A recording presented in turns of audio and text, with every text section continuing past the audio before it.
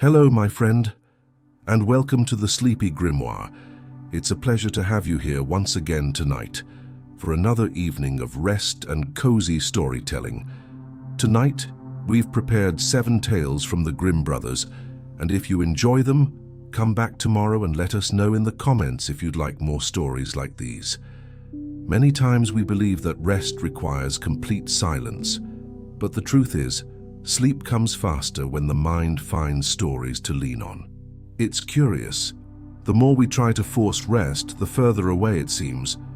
But all it takes is to hear a calm narrative, full of comforting images, and the body starts to release every knot of tension without us even noticing.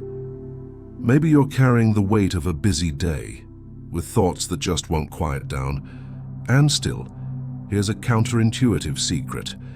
It's not by pushing the voices in your mind away that you relax, but by letting them be cradled by other voices, softer, older, more magical. Stories that have survived for centuries, once told by the fireside, now reach you as a narrative blanket.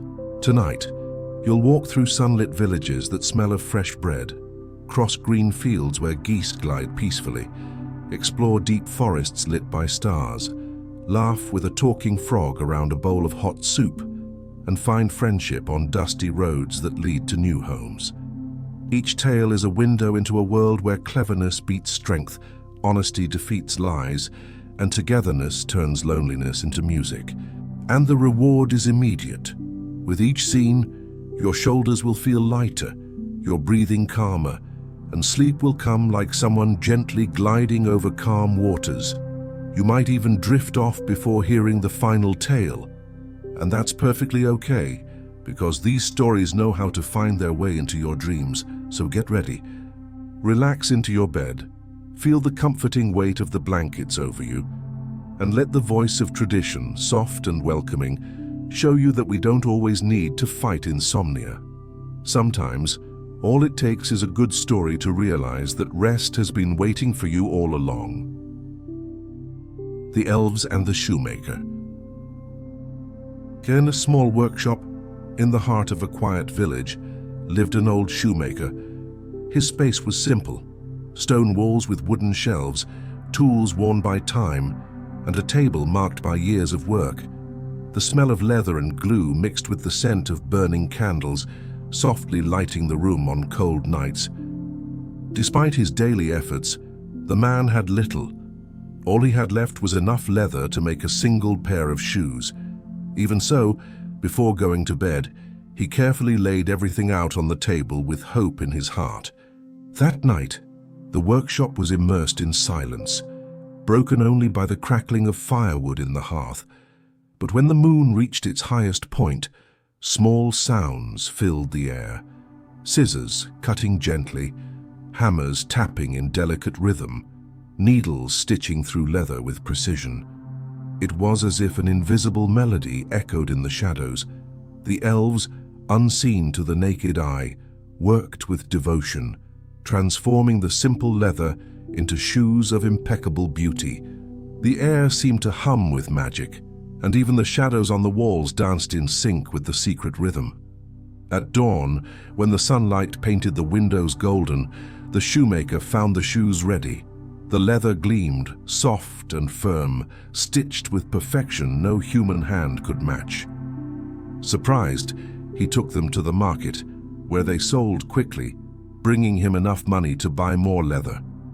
The shoemaker's heart was full of gratitude, and that night he once again left the materials ready.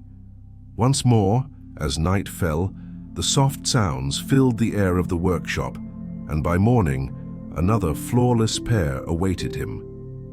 And so, the days turned into weeks, and the workshop flourished. The shoemaker smiled again. His wife could cook in abundance, and their humble home became more joyful. The smell of fresh bread filled the house alongside the scent of new leather, and the candles now burned without fear of going out too soon. Yet, every morning, upon seeing the finished shoes, the shoemaker felt not only joy grow in his chest, but also the need to give thanks. On a cold winter night, he and his wife decided to peek.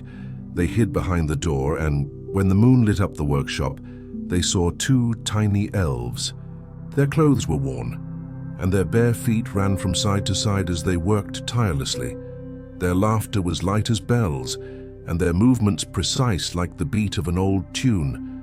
The couple, moved, understood that these little beings were the ones behind the silent generosity. Overcome with the desire to give back, they spent the next day sewing tiny, warm clothes, soft wool tunics, neatly cut trousers, and little shiny leather shoes. They laid everything out on the table before going to bed, and that night, instead of raw leather, the elves found lovingly made gifts.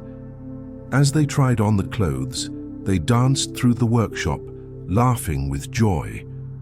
With every step, the tinkling of their voices seemed to fill the air with warmth and light. After that night, the elves never returned, but the shoemaker and his wife no longer needed them. Their hearts were full, and the workshop thrived on its own. The simple work became a lullaby, and each pair of shoes carried the memory of gratitude. The lesson remained: every act of kindness echoes, and sometimes the greatest miracles happen when you least expect them. The Brave Little Tailor. In a sunlit village, where windows were adorned with embroidered curtains and the scent of fresh bread drifted through narrow streets, lived a slender tailor. His house stood near the marketplace, where colorful fabrics fluttered in the wind and the voices of merchants filled the air with life. Sitting by his window, needle in hand and eyes attentive, he worked patiently. On his table, a plum jam perfumed the room, attracting persistent flies that buzzed like tiny drums. It was there, in the heart of that simple routine, that an extraordinary event began. With one swift, precise strike, the tailor killed 7 flies at once. A trivial act to some, but to him, it was a victorious feat worth proclaiming. Proudly, he stitched onto a sash, 7 at one blow. As he walked through the village streets, the sun reflected off the embroidered letters, catching curious glances. The villagers, amidst the smell of spices and ripe fruit, believed he had slain 7 men. The misunderstanding didn't bother him. On the contrary, he smiled quietly, letting the collective imagination magnify his deed. Encouraged by the stir he had caused, he decided to set off in search of adventure. The hills surrounding the village called to him with their golden fields and the distant sound of church bells. The path was lined with trees whose leaves danced in the gentle breeze, and the scent of wildflowers filled the air. As he walked, the sun warmed his shoulders and the cool wind kissed his face. Light as his own ambition, he carried only a small bag with bread, cheese, and his ever-faithful needle. The world, vast and full of promise, seemed to open before him. It wasn't long before he encountered giants. They loomed among mist-covered mountains, their voices rumbling like summer storms. What might be terrifying to others was, to the tailor, simply another chance to prove his cleverness. While the giants lifted enormous boulders and laughed with booming mirth, he approached calmly, eyes full of cunning. With simple tricks, he made them believe his strength was beyond imagining. Each deception, each clever move, became a display of ingenuity, as the crisp mountain wind carried the echoes of giants outwitted by their own pride. In nearby villages, the tailor's fame grew. Children ran through the streets mimicking his tale, shouting 7 at one blow. Mothers, kneading dough and dusting flour on wooden tables, remarked how wit was worth more than muscle. Elders, gathered beneath ancient trees, smiled, remembering that intelligence has always been the strongest weapon against monsters and giants. With every retelling, the legend grew, as if the wind itself carried his story beyond the hills and forests to the farthest kingdoms. The tailor, for his part, carried on peacefully. Each challenge became a stage for his light humor and practical outlook on life. There was no boastfulness in his actions, only quiet confidence. Sitting by campfires under starry skies, he shared hard bread and simple cheese, yet looked more content than kings at banquets. The crackling flames, the scent of burning wood, and the glow of the moon kept him company. His courage didn't come from muscles or weapons, but from the belief that quick thinking and a smile in the face of adversity would always see him through. When he finally returned to the villages, he sought no throne nor treasure. He came back to once again smell bread fresh from the oven, hear the bustle of the market, and watch the children laugh in the streets. His greatest triumph was simplicity itself, turning small skills into great achievements. And so, among laughter, colorful fabrics, and the warmth of sunny afternoons, he showed that intelligence, seasoned with humor, could open doors that strength never could. But his tale was just the first of many, and in faraway green fields, a young goose girl was already preparing to live her own story. The Goose Girl. Once upon a time, there was a young princess sent to marry the prince of a distant land. The morning of her departure dawned golden, with sunlight touching the palace rooftops and the smell of freshly baked bread escaping from the kitchens. At her side traveled a maid and a magical horse named Falada, whose soft voice seemed to know the secrets of the human heart. In her baggage, she carried not only fine fabrics and gleaming jewels, but also the hope of a bright future. However, on the road of stone and dust, where the wind carried the scent of pine and distant sea air, loyalty would be bitterly tested. During the journey, the silence between the two girls grew heavy, and soon betrayal revealed itself. The maid, overcome with envy, forced the princess to trade clothes, taking for herself the place of the royal bride. The princess, now stripped of her titles and ornaments, kept only her honesty and the loyal gaze of Falada. Each step forward felt colder, harder, as if the very earth mirrored the injustice, yet there was no rage in her expression, only the quiet calm of someone who knows that the truth, sooner or later, finds its way. When they reached the castle, the deception was complete. The false princess was welcomed with banquets, torchlight, and music echoing through great halls, while the true princess was relegated to the task of watching geese in the fields. Day after day, under a sky that sometimes shone serene blue and sometimes loomed with stormy grey, she led the flock through damp meadows. The sweet smell of freshly cut grass mixed with the sound of flapping wings and the warmth of the sun on her shoulders. Despite the humiliation, there was poetry in her routine. Each honk, each breath of wind reminded her that even in the simplest tasks, there is dignity. Falada, the enchanted horse, did not escape the impostor's cruelty. Ordered to be killed, his head was mounted at the city gate. Still, his magical voice remained. Each morning, when the princess passed with the geese, the enchanted head greeted her, giving her strength.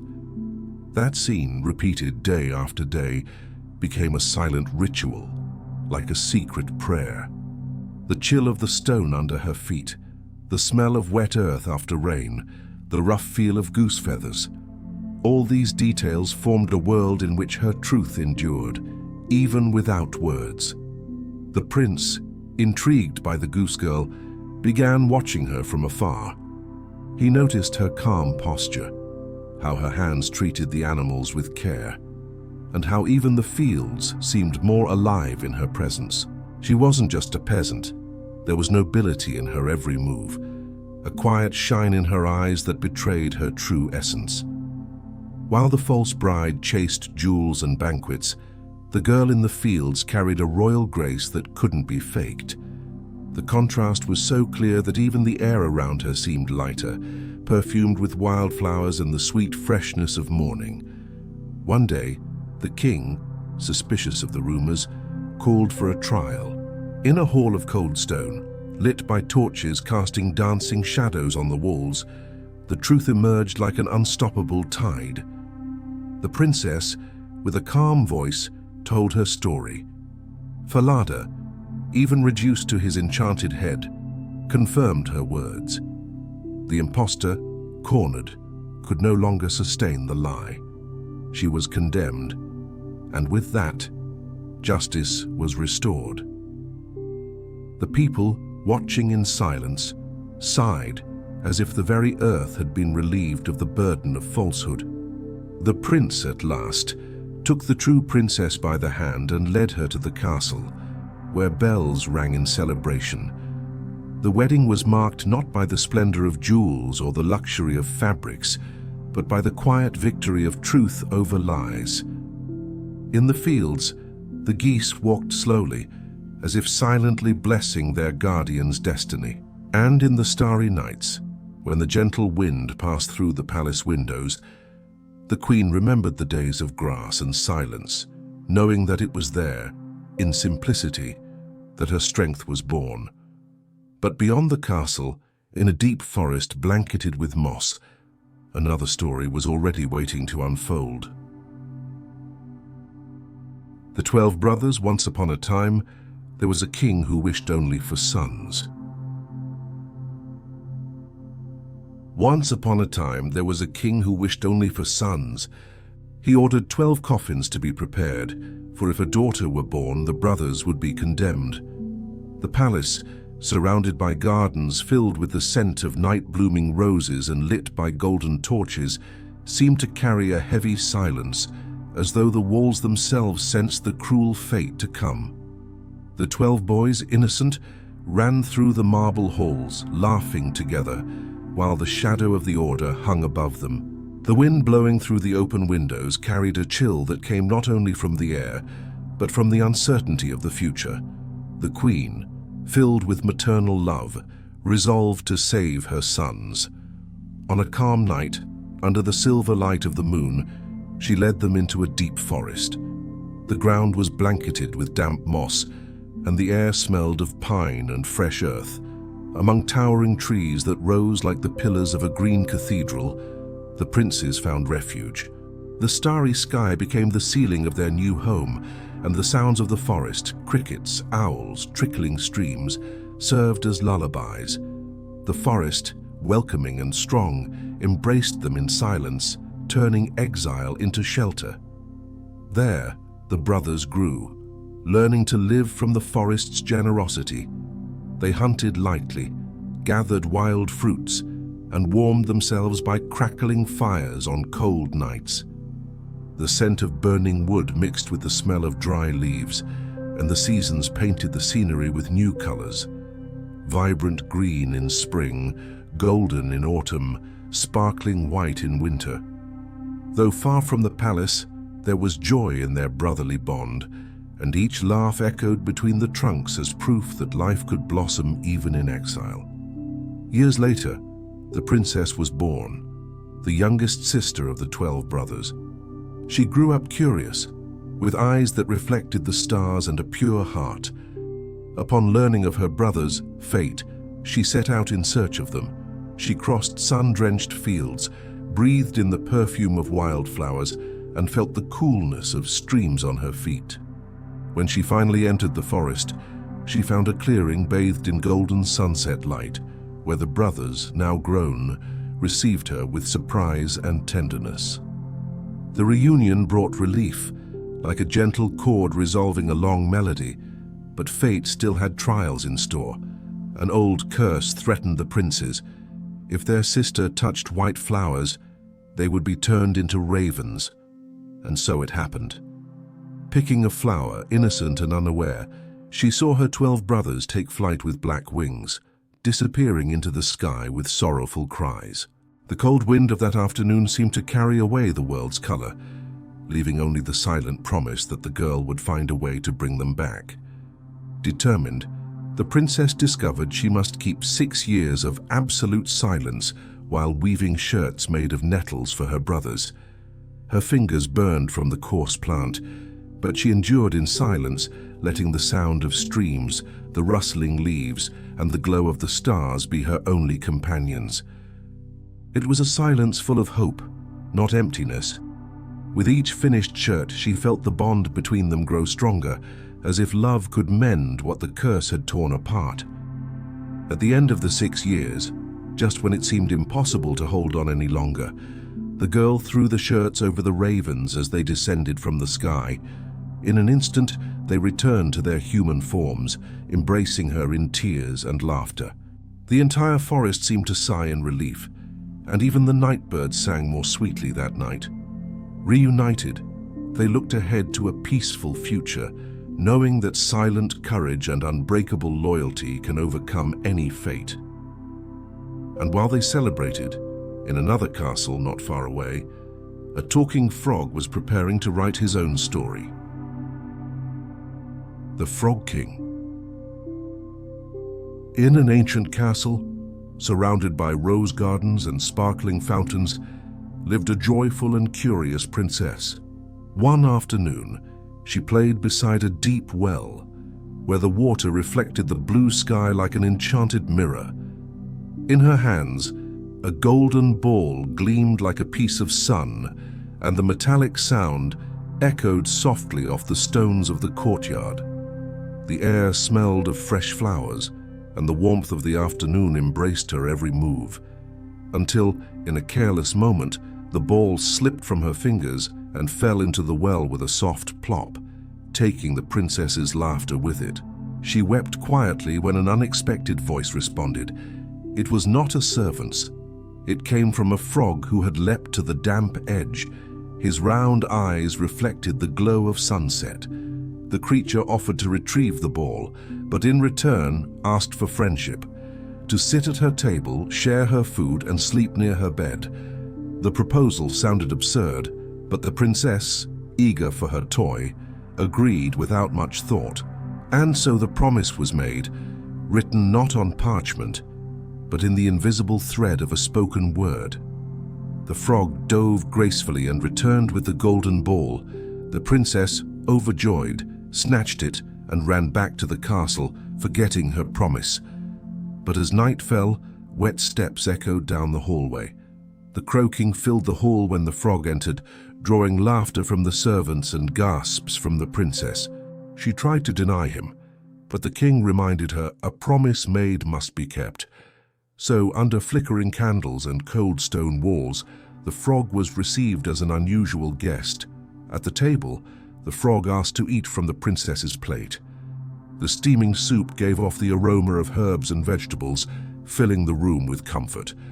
Between croaks, he sipped the broth with an almost comical seriousness. Later, he asked to sleep near her bed.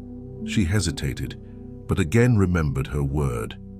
The room, with its heavy curtains and moonlight spilling through the window, became the stage for a curious scene, a young princess sharing space with an unlikely companion.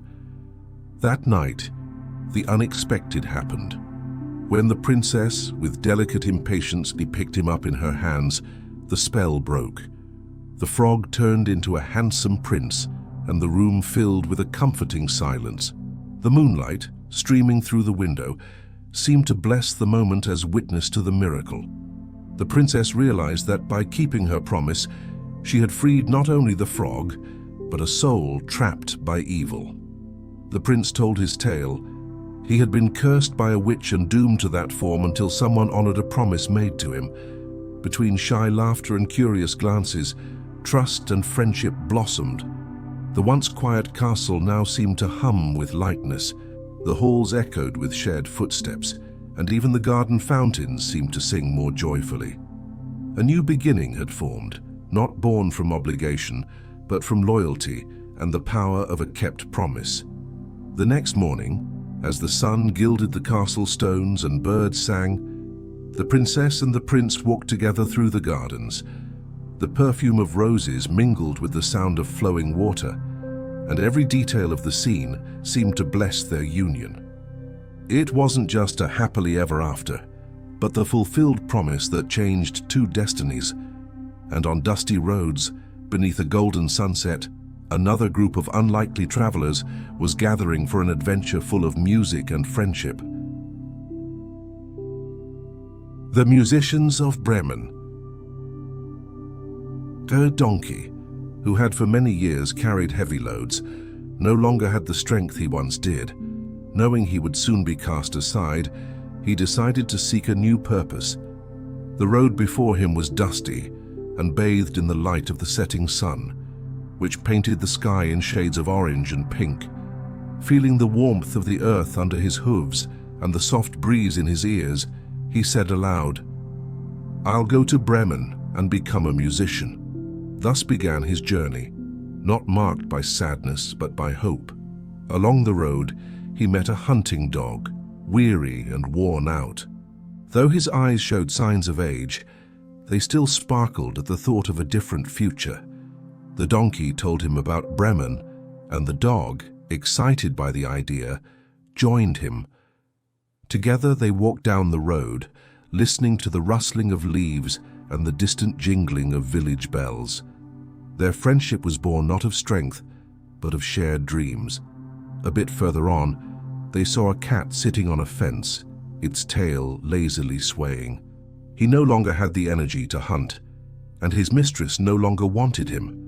The donkey and the dog spoke to him of music, and the cat, enchanted by the idea of a stage of freedom, leapt down and joined them. The trio traveled into the night, with the scent of burning wood in the air and a starry sky opening above their heads. The world seemed to welcome them with open arms.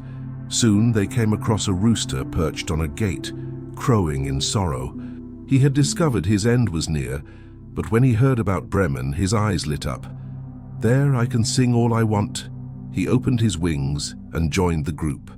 Now they were 4 travelers, donkey, dog, cat, and rooster, walking side by side, accompanied by the improvised chorus of their own sounds. When night fell completely, they spotted a lit-up house in the forest. As they approached, they saw robbers feasting around a full table. The smell of fresh bread, roasted meat, and wine filled the cool night air. Hungry and excited, the 4 friends came up with a plan. They would stack themselves into a pyramid and let out a loud, out-of-tune noise to scare the intruders. The effect was immediate. The robbers fled in terror, believing the house had been overtaken by monsters. The animals entered triumphantly. The donkey lay by the fireplace.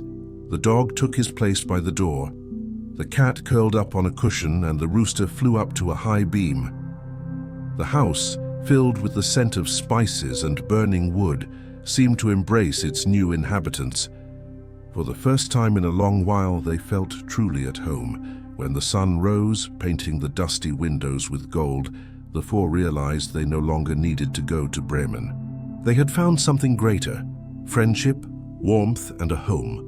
Each of them, with their own voice and nature, had become part of a song that didn't need an audience to be grand. And so, in that forgotten cottage in the heart of the forest, they lived out their days in harmony, reminding everyone that unity can turn even the hardest road into a welcoming melody. The Star Money. There was once a poor girl who had nothing but the simple clothes on her back and a piece of hard bread in her bag. She lived alone, wandering aimlessly down dirt roads that stretched between gentle hills. A light wind tousled her hair, and the sky at dusk turned golden and violet. Despite her poverty, there was serenity in her gaze. Each step was taken calmly, like someone who trusts that night always brings a new beginning. The scent of fresh hay from nearby farms mixed with the chilly breeze, creating an air of melancholy and hope. As she walked, she came upon a starving woman by the roadside. Without hesitation, she offered her the piece of bread she carried. The stranger's smile lit up the night, and the girl walked on lighter, even without food. Soon after, she met a child shivering in the cold. She took off her worn-out cap and placed it on the child's head, who sighed with relief. The silent road seemed to witness her gestures. The trees, with outstretched branches, swayed as if murmuring invisible blessings. As she went on, more people in need appeared. A child asked for her blouse. She gave it. Another asked for her skirt. She offered that too without a second thought. All she had left was a thin shift, and still there was no fear in her. The sky darkened slowly, and the first stars twinkled like little eyes of light.